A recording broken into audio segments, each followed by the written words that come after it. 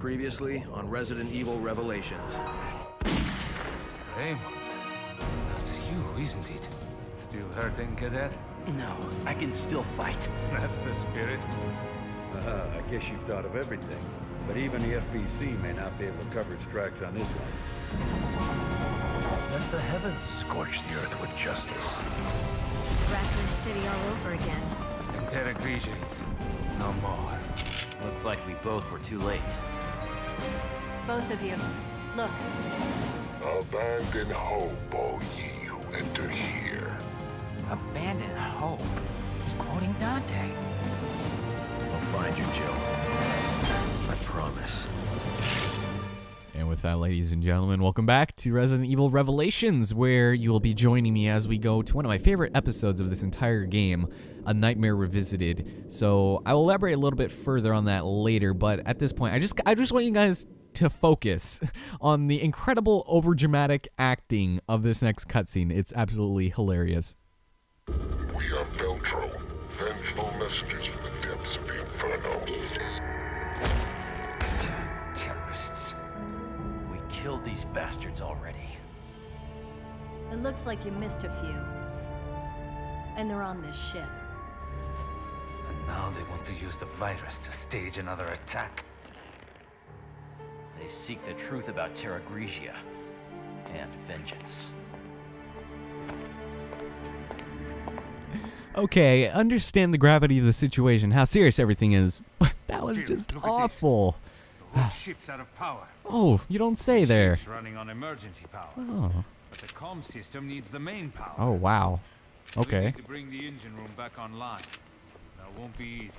Well, you certainly seem to be a master of all these engineering things, but that's basically what we're going to be doing throughout the entirety of the rest of this game, is dealing with that bullshit of getting the power of the ship online. But it's going to do absolutely nothing for us, and you guys will see later as we head into the elevator that the emphasis on the word revisited and a nightmare is the fact that we will indeed be taking, how do you say, a brisk pace through the streets and parks of Backtrack City, Mr. Parker. Are you ready to return with me to the beginning of the game, which is where we're going to be going again, once again.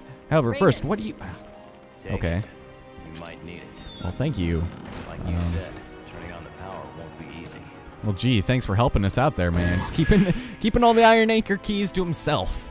So we've got this key now, so let's get out of here. That key will get you to the casino on the first floor. You don't say? Then you'll Really? find a lift to take you to the bilge. Okay. But tell me something first. You didn't see any other NPC members here, did you? I kind of can't hear you there, Raymond. Or Rachel. I don't care. Damn it. I don't care who that is. I heard from her since she went to the bilge. Good. Should we look for this Rachel woman? Just yelling at Raymond from the top floor. After we bring back the ship's power. I love how Parker just chimes in and automatically decides what we're doing is like, okay, we'll rescue your friend, but first we're gonna put power on this ship because I tell you, I gotta update my Twitter like there no tomorrow.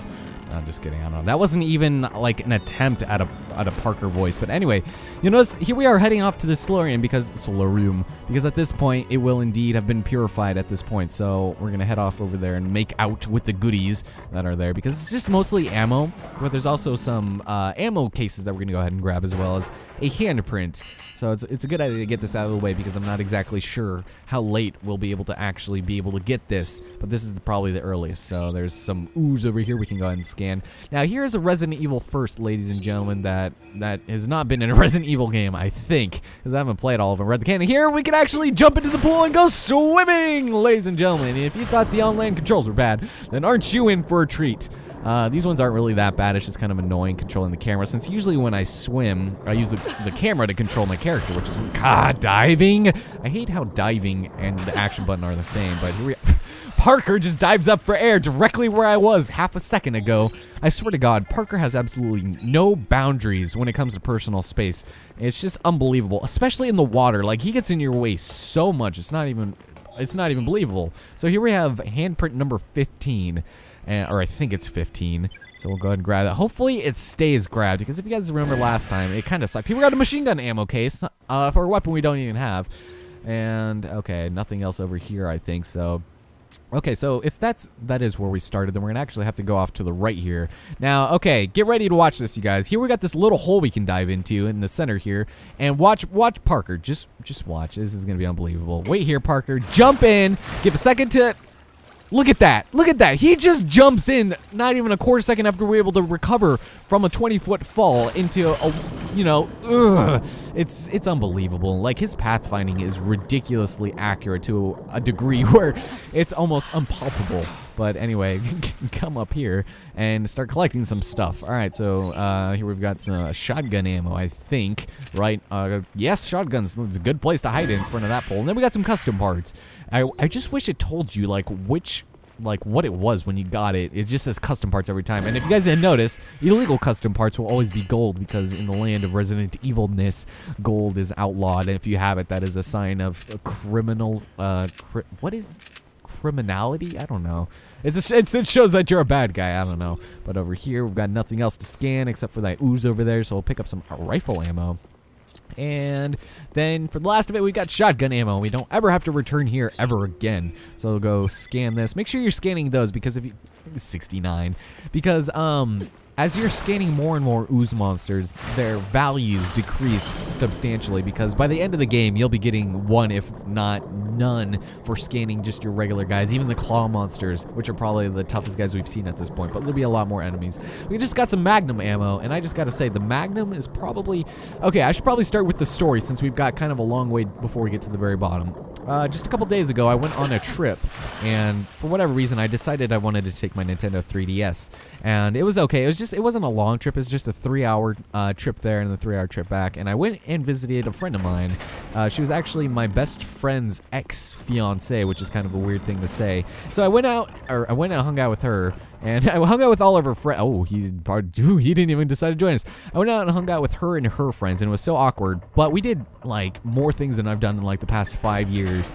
So we went to a Monster Jam. I didn't know what a Monster Jam was, so when we were walking up, like this guy was all like, maybe we should buy some earplugs, and I was like, where exactly are we going to? But I didn't say that, and I kind of assumed that a Monster Jam was something to do with monster trucks, but it's not like I actively pursue these events, but it was kind of funny, and we were like so fucked up on like like alcohol, and like we were smoking shit, and we had like a fucking huge ass Ziploc bag of vodka infused gummy bears. I'm not even joking you. It was kind of amazing. And before that, we had gone shooting, which is awesome because I've never gone shooting before in like a shooting range, and I shot a fucking revolver, which is amazing. Which brings me to my point.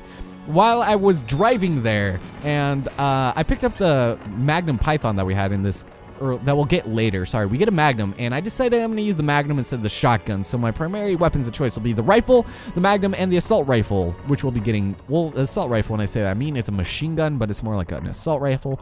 So just keep that in mind. I'll probably be ditching the shotgun because in other playthroughs I have gone through and fucked things up with the shotgun, but I think now I have a greater appreciation for the Magnum. So here we are in this darkened casino, which I always have to think of fucking either James Bond, Ocean's 11, or what was that? Dead Rising when I think of these things. So here we've got a coin there. So we're going to have to bring power to this area in order to actually get that fucking bronze-ass coin over there. Okay. So there's a lot of stuff that we can actually do here. And one of my favorite parts of this entire game is this little segment right here. Okay, you see this lady here. You see? Oh, those are some nice tete-a-tetes you got there. Well, now, we got ourselves a power breaker here. So we'll go ahead and activate that. Okay, I can use the breaker to restore power to the casino. I like how it's just in plain view of everything. They just put that there. Yeah, that doesn't look entirely ghetto. But now power has been brought back to the casino.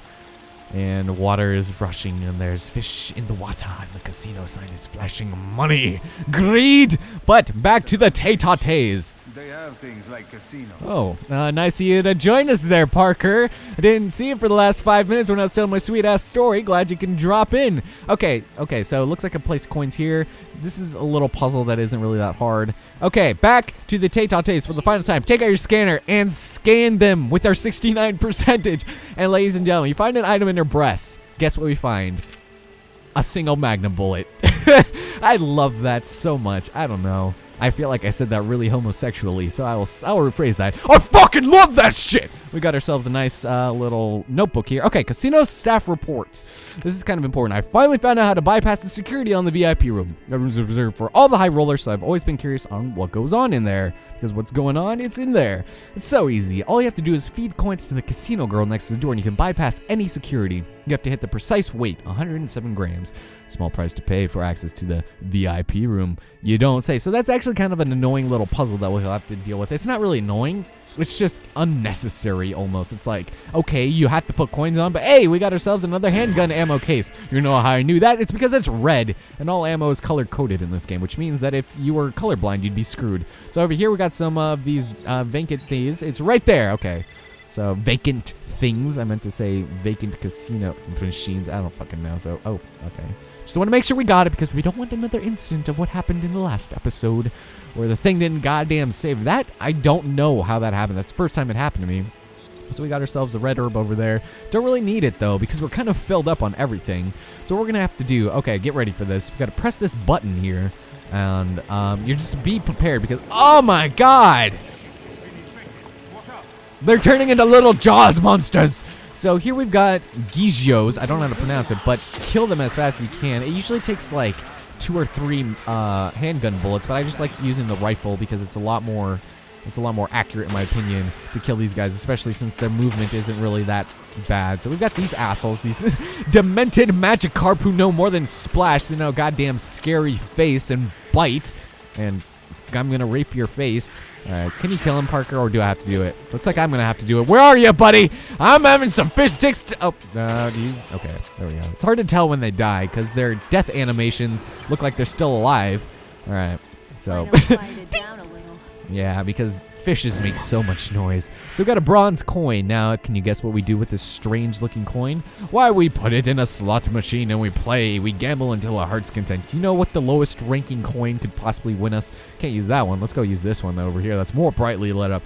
Go in there and— More coins with this? God. I wish I had one of these at home.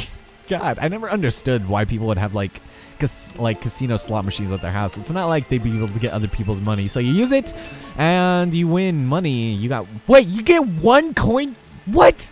I thought it was supposed to win every fucking time, game. Ah! Okay, that's so weird. That has never happened to me, Chris. Or Chris. Did I just call Parker Chris? God damn it. Oh, jeez. It's just later on we do reunite with Chris, and I'm just used to looking behind me and seeing Chris. God damn it! What? This has never happened before. I've won every— I didn't know you could even mess up on this. It goes by itself. With that, we got the jackpot. Thank you, game. Why? If that is so automatic, why do you make me do these things? It doesn't make a lick of sense to me. Whatever, let's get the hell out of Dodge, ladies and gentlemen. So now we have to place these coins on the thing here. Now, it's actually a really easy puzzle because this one will be worth 7, and this middle one will be worth 9, and the gold one will be worth 17. And there's actually— it'll be the same every single time. So we're gonna go ahead and put 1, 2, 3, 1, 2, and 1, 2, 3, 4. There we go. So 107 grams for the lady in blonde and very scantily clothes. When you have more clothes like on your shins and arms, you know you're stripping wrong. I don't know. All right, so we can't pick up more— so much stuff we're going to be passing up because we went to that goddamn place. All right, so this is the VIP room, apparently. Go pick up all this nonsense over here. And rifle ammo we can pick up, actually. Very nice. And over here, we got ourselves— okay, definitely do this. This is a very important custom parts. I can't remember exactly which one it was, but it's something we're definitely going to want. So, ladies and gentlemen, we do have that there, but I'm going to skip it because when we get the machine gun here fairly shortly, I'm actually going to go ahead and do all my upgrades on that and then when we get it, because we're not going to be seeing very many enemies until we get there. God damn it! I didn't even get down the fucking ladder before we even jumped down. It's like the second I jumped down, which brings me to my next point. Why the hell do we— okay, ladder. What's your first instinct? Jump down, completely bypass the ladder, and then he jumps right behind me. It's like, okay, you could have fucking killed me, man. Alright, I'm sorry I'm getting so riled up in this episode. It's just, it doesn't make a lick of sense as to why Parker would just decide to jump down, and then we just jump down. We don't, like, slide down the ladder all, like, realistic, like. I mean, this is a video game, and it's not like you have to defy all rules. You know, you jump down that high, you'll hurt yourself, Jill. I'm just concerned for your safety. So here we are, the room that'll get us to the bilge. And be very careful. Just remember this room. We're going to be seeing kind of a lot of it in spades. So we're going to try and activate it. And it's so funny because you see like a look of epiphany upon his face. So watch this. He's like looking here, trying to get it to work, and then watch. Oh, Christ. The key's gone. I'll look around for it. Okay. I'll check around here. Oh God, that's so funny. He's like, the key is gone. Find it. Okay, so of course here we are once again looking for another key. So okay, here is another custom parts that we're definitely gonna want. I forgot which one it was, but yet again, it's something that we're gonna want. We're gonna head off into this room, and now this is kind of gonna bring us round full circle because, like I said before, this is pretty much where we're going to be starting from the very beginning of the game is through this elevator here. But of course, it's not going to work, as is the logic of Resident Evil Land. So go ahead, do this puzzle once again. And at this point, these just get incredibly contrived and easy now. It's not even a challenge to do these anymore. It's not even like, ooh, a touch stylus bonus. So let's go ahead and move that one there. There we go. All right, so see, it's not even difficult anymore. It's so easy. So easy. Okay, so here we are in the elevator once again. And fortunately, this one does work after we decided to break through the locking mechanism. It's like, God damn it, if I didn't have a flathead instead of that screw head, then, oh man, we'd be screwed. Get it? Because if we had the wrong screwdriver, then, yeah, whatever. So, it's kind of interesting how they did do this, but I hope there's more in the console version. So here we are. Oh my God, this, what the? His partner was in the bilge? Yes, Parker. So here we are once again. Whoever has the key. Raquel. Have to find her. Yes, so I think I you'll might notice. have an idea where she is. Yeah, so Corpse you ran into earlier? maybe. Yeah, I just pray it wasn't her.